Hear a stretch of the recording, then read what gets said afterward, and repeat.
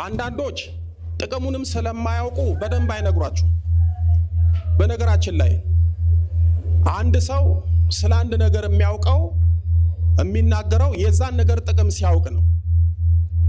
ሰይፈ ስላሴን የማይጸልይ አባት ሰይፈ ስላሴን ጸልዩ ብሎ ሊነግራችሁ አይችልም። ምክንያቱም አይጸልይም፣ ጥቅሙንም አያውቅም። አንዳንዶች ምን ይላሉ መሰላችሁ? እንደው ጸሎት አታብዙ፣ በቃ ውዳሴ ማርያም ካደረሳችሁ ዳዊት ከደገማችሁ ይበቃል የሚሏል። ጥሩ ነው፣ ግን ብንጨብርበት ምንድነው ትርፉ? ጸጋ በረከት አይደለም ወይ? ውዳሴ ማርያም ጸልያችሁ ማንን ነው የምታመሰግኑት የምትማጸኑት? ድንግል ማርያምን። ሰይፈ ስላሴን ብትጸልዩ ደግሞ ማንን ነው የምትማጸኑት? አጋዕዝተ ዓለም ስላሴን። እኔ ሁሌ እኮ ነው የምናገረው፣ ከላይ ስላሴን ከያዛችሁ ከታች ድንግል ማርያምን ከያዛችሁ ምንም አትሆኑም። አሁን ብዙዎቻችሁ የምትቸገሩት ግራ የምትጋቡት ሰው ሁሉ ህይወቱ ተቋጥሮ ግራ ገብቶት የሚኖረው በርትቶም ስለማይጸልይ ነው። ለጸሎት ጊዜ ስለሌለው ነው። ክፉ መናፍስትም ህይወታችንን የሚበጠብጡት ግራ የሚያጋቡት ስለማንጸልይ ነው። የሚጸልይ ሰው መንፈሳዊ ኃይል ይኖረዋል። ስትጸልዩ እናንተ በክፉ መናፍስትና በስጋችሁ ላይ ትበረታላችሁ። በክፉ መናፍስትና በስጋችሁ ላይ ትሰለጥናላችሁ።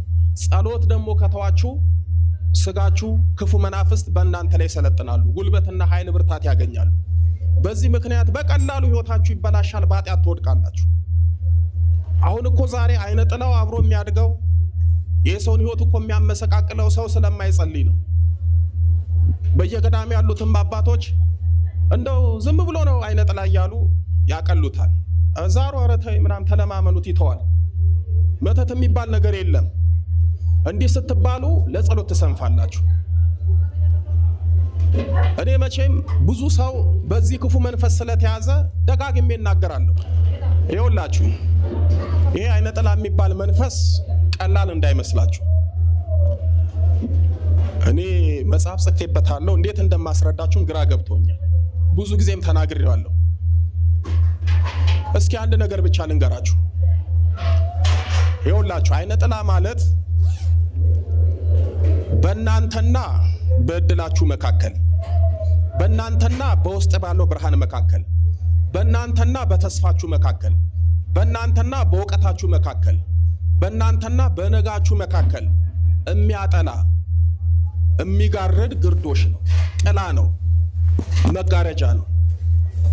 ስለዚህ አይነ ጥላው ከውስጥ ካለ ከእድላችሁ ጋር አትገናኙ፣ ከተስፋችሁ ጋር አትገናኙ፣ ከእውቀታችሁ ጋር አትገናኙ።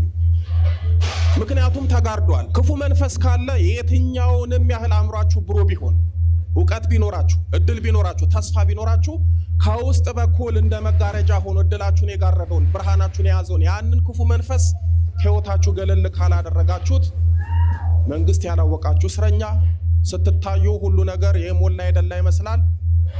ከውስጥ ግን ህይወታችሁ ታስሮ ተቋጥሮ ቁጭ ይላል። ስለዚህ ክፉ መናፍስት ብዙ ጊዜ እንደምናገረው የሚያስሩት የሚቋጥሩት የውጩን አይደለም። የውጩ ቀላል ነው፣ የውስጥ ነው። የውስጥን ካሰረ የውጩን ያበላሻል። አሁን እኮ አንዳንድ ሰው ዝም ብሎ ይባትላል፣ ይማራል፣ ዲግሪ ይዛል፣ የሆነ ቦታ ማስታወቂያ ያያል። ዲግሪ እኮ አለው።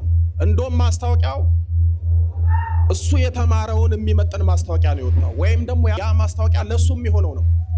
ግን ሄዶ ያያል፣ ይፈተናል፣ አይጠራም። የሆነ ስራ ትጀምራላችሁ፣ ይበላሻል። ለምን? ስለተጋረደ። ስለዚህ አይነ ጥላ ማለት የውስጥ ጥላ ነው፣ የውስጥ ግርዶሽ ነው።